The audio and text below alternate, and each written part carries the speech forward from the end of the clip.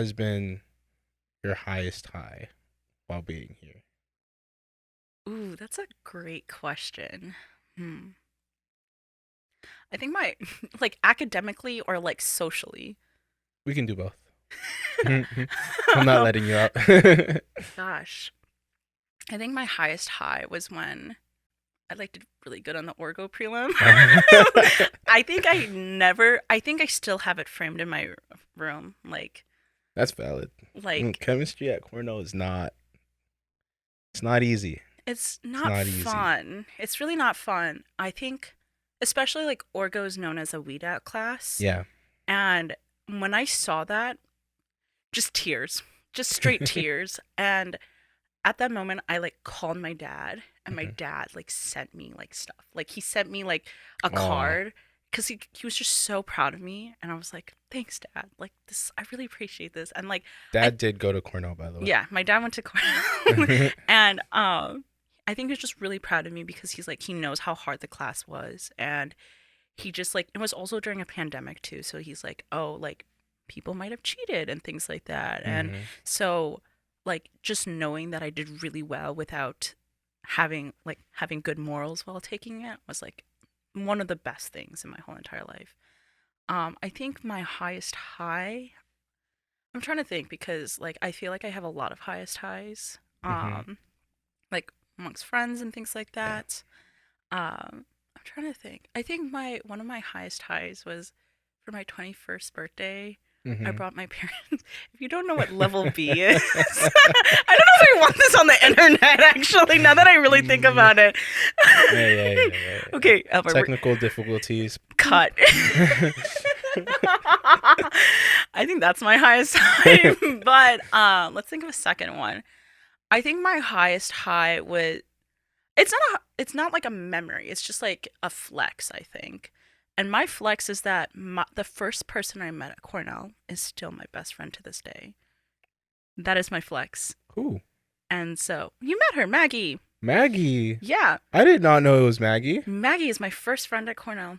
I, She came up to me and she's to like, be honest, I share the same thing because Jordan was my first friend at Cornell, and "Yeah, she's like my best friend on campus. I know." Like, That's and kind of crazy. it's crazy because like we have opposite schedules. Like she's an engineer. I'm like, She's an yeah, engineer. I barely see her. Yeah. Mm. We don't mean to like do like tomato tomato moment, but but like we barely see each other, and like Yeah. how long we've been friends for, like we carve out time for each other and to hmm just like catch up. And like I just know that I'm like that's like my biggest flex is like when I talk to people who say, "Oh, I don't hang out with my O week friends." I'm like, "Oh, I still hang out with my like the first person like who introduced me to her." Yeah. Like was like so amazing. But yeah. Honestly, um, 'cause, there's some people that before they came, they asked me why Cornell, and like what makes it so great. And to me, it's always been the people that I've Mm. met here. And then since they've came here, they've also shared that sentiment that it's really the people that are really great when you meet them here, despite all the cold and depression. But No, no, no. I agree with that because like I feel like even though Cornell has the stigma of like what it is, hmm I feel like the people really like you're in it together kind of moment. for sure, Like people when people ask me it's like, "Oh, aren't you scared that Cornell's going to have like people are backstabbing you?" And I was like, I have not experienced that. I've never experienced anyone who put like a random chemical in my like Gen Chem lab Yeah. stuff. Like I've never experienced that. Like I've only seen people who pick me up in my life here hmm and who's genuinely like and very sincere about who they are.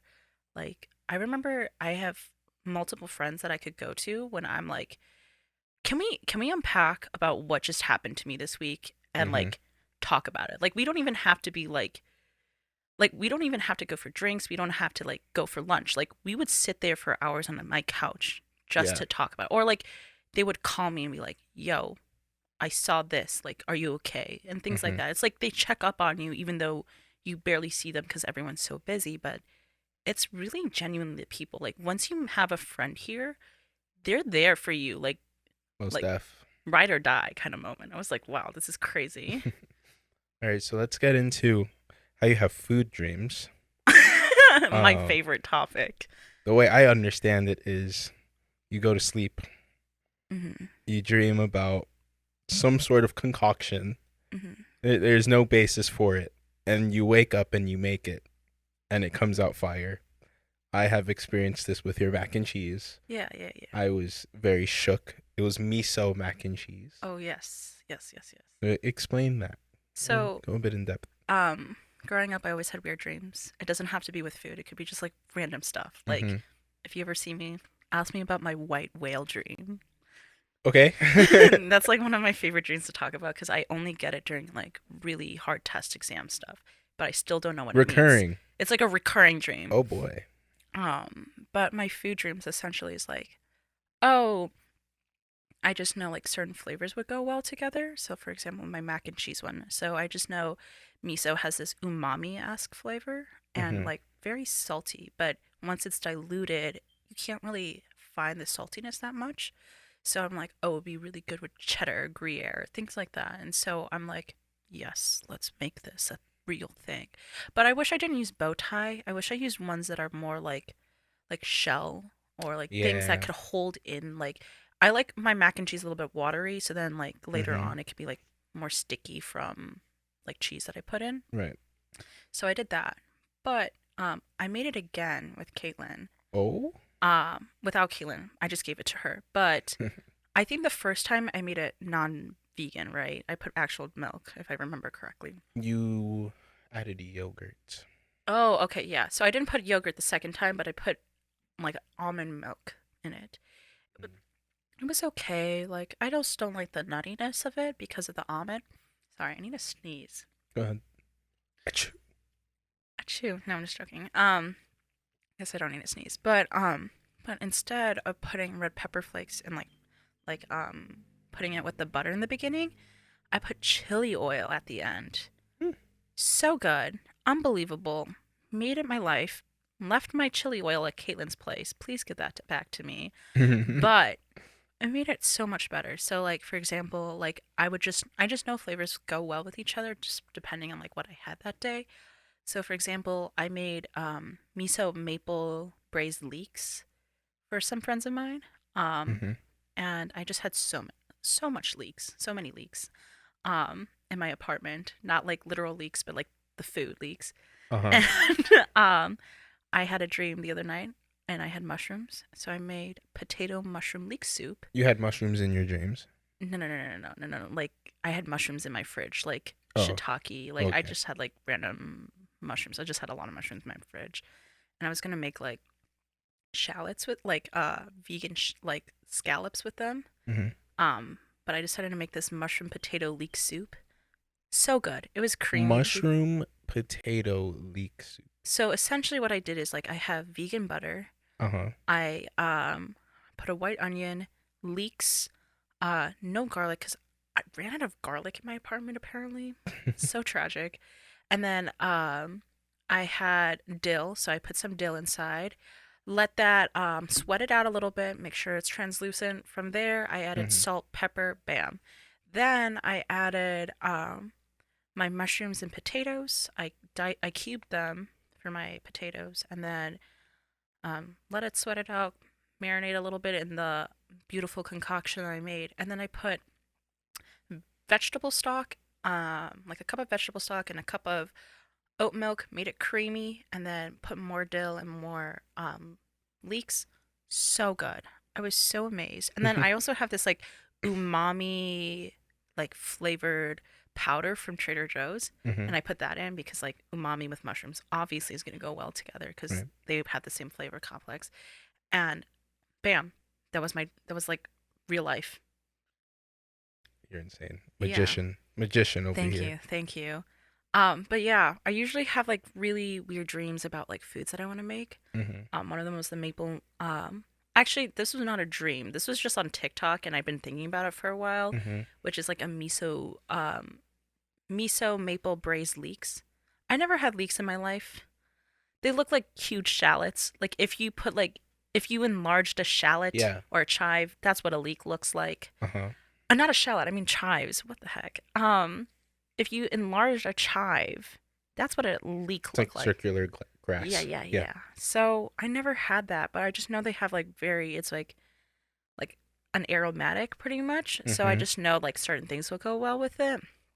So I like how you just piece these things together. You're just like, I haven't really had it, but like I kind of know what its properties are, and then you just make something with it that's fire. Like, come on now, no, this is okay. I ridiculous. think the other thing is like I also like to read a lot. Oh, okay. So I think it's like partially because I read like or I would listen from a podcast or something like that, Mm. or I'd watch a YouTube video on it and I'm like, okay, or I would see a recipe and I'm like, oh, it has this, so I'm assuming it does this. Like at this step they sweat out the leeks with the onions. Like obviously I know that's going to be an aromatic and it's going to like leak into the I leak see. I into see the the butter. logic. Yeah, yeah, yeah. So I could piece things together that I'm like, oh, that makes sense when to do it. Like, for example, like cinnamon Hmm. doesn't have to be in sweet things, like savory things. Like I I love cinnamon and beef. It's really my thing. interesting. Have you ever tried someone what is it called when you put beef inside like air like an air plate like a room type I can't even speak English right now. No. What is it called? Like it's not braising the meat. It's like you just leave it in the air and then like it just Oh, dry age. yeah. Yeah. Someone dry aged it with cinnamon and I was like, "Oh, that's interesting." Was it Guga Foods? Probably. Probably. I don't know. He dry aged that person dry ages everything. So then, as a person who writes for Creme, what are your favorite outlets to like read up on recipes or Mm. like? Okay, it really depends on what you want. So, if you want like a recipe that you never heard before, I usually go for Bon Appetit. Love them. I know Bon Appetit, like I used to watch it like religiously. Claire and Brad, my Mm. guys.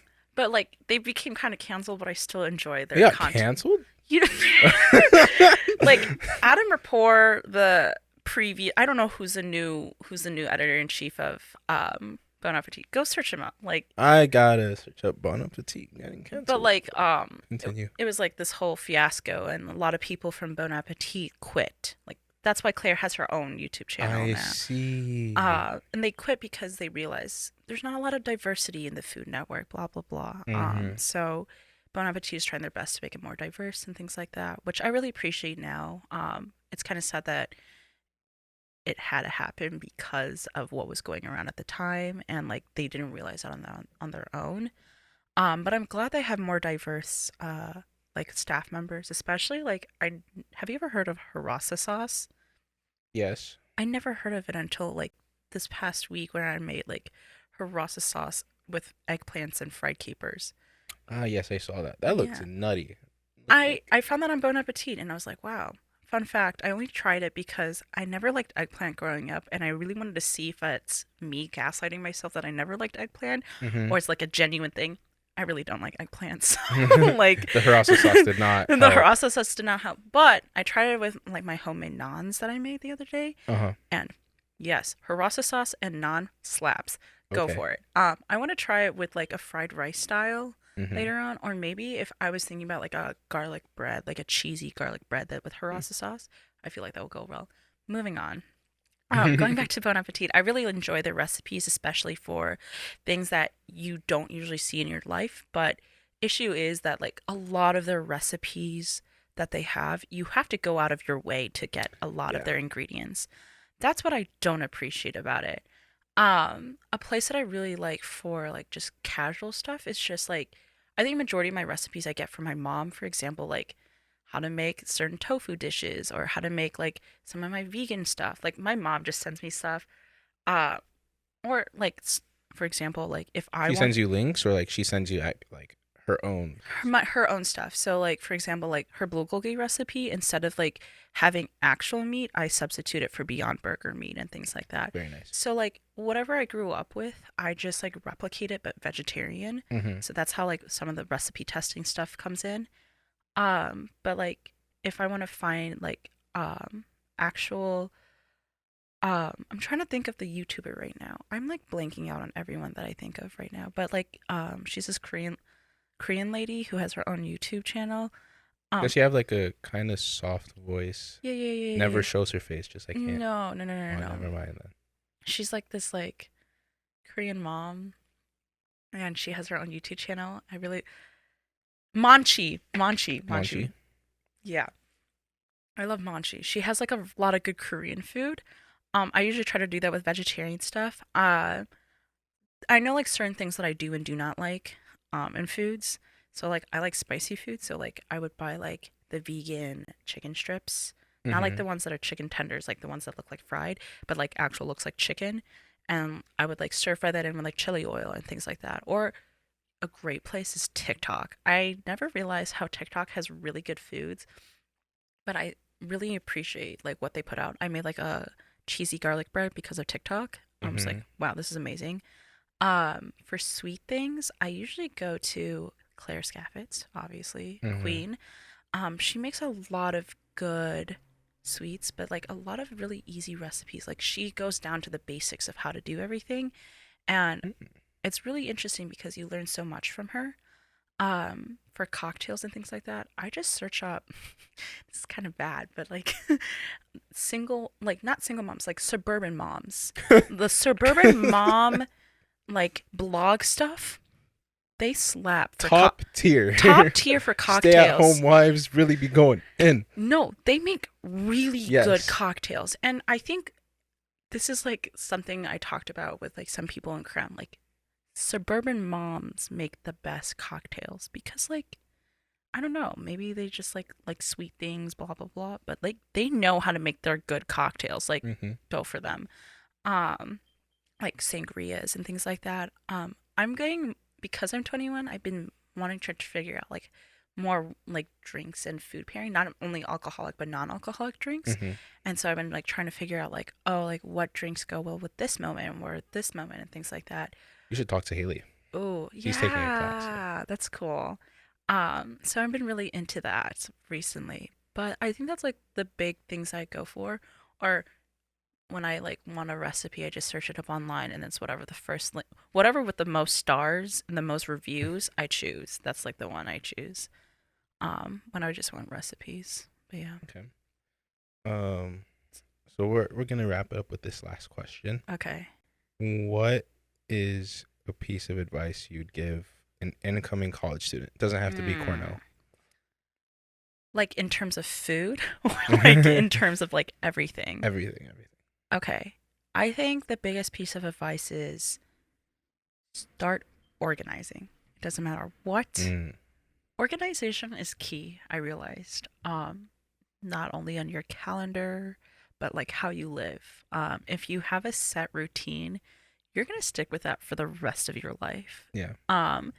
And routines are important because if you get off of that routine, you would feel so bad about yourself. But the other thing is like you want to make sure your routine has healthy things. I feel like a thing that I became really like I should take my own advice at this point, but something that's really unhealthy that I do is like I would push off like certain things to the very end because I'm like, oh, I could do that anytime. Like for example, meditate or affirm myself for the day or Yeah. like like brush my hair, like things like that. Like I'm like, oh, I could do that whenever. But having a set schedule of doing those things is gonna set you up for success no matter what because you're like taking time for yourself. Like I feel like I don't take time for myself that often, but like when I do, I feel like I am more um not like comparable, but like more I'm like able to do more things. Mm-hmm. Just because like I just resetted my brain a little bit.